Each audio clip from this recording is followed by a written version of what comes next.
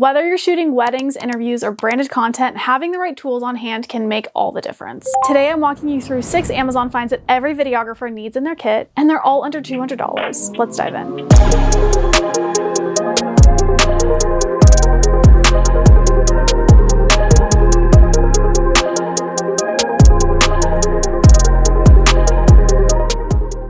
Let's start with a lifesaver, a solid multi-tool. Screws come loose, plates need tightening. You really don't want to be the person asking around for an Allen wrench when you're on set, especially as the videographer. I keep this one in a pouch in my Pelican case, but a word to the wise, it is not TSA approved. The last time I went to the airport, the agent that was checking bags was saying that this would not go through TSA, and so I had to put it in my checked luggage. So just keep that in mind. I guess it could be considered a weapon, I don't know. Next up is this monopod. It gives you stable handheld movement without the bulk of a gimbal. I use this when I want a little extra stability to my footage. I feel like the Trunch Bowl. It is great for events, docu-style filming. Here's what I love about this monopod.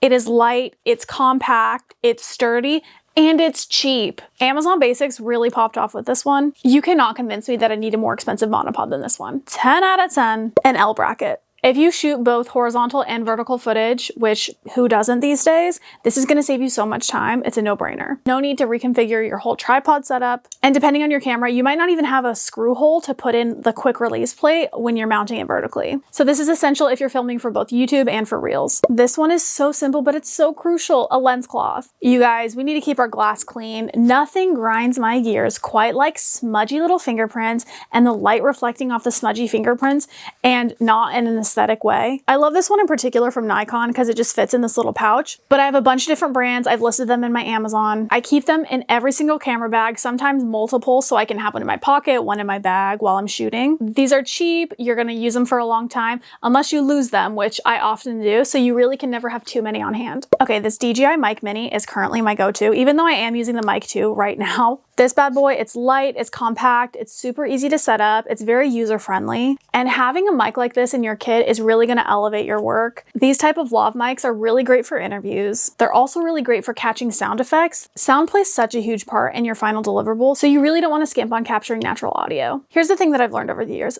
Good audio is unnoticeable, but bad audio, you'll clock it immediately. Don't let yourself have bad audio. And last but certainly not least, a good hard drive. You never want to leave home without a hard drive. Even if you're not the data wrangler on set, you never know when you need a hard drive. Me personally, I love these SanDisk ones. The 2 terabyte are under $200. They're fast, they're cheaper, they're durable. The T7 is really fast. The T9 gets a little bit more expensive, but I opt for these ones over the SanDisk ones. I've had issues with the SanDisk ones in the past, particularly with overheating, and sometimes they'll come unplugged super easily. These ones don't have that same issue. Okay, now none of these things are flashy, but they really make a difference in my video kit. Everything I've mentioned is linked below, and if you have something that is a non-negotiable in your kit under $200, I want to hear about it. Drop it in the comments. If this helped you, give a like. I'd love it if you subscribed. I'm always giving editing and post-production tips here. I'll see you next time.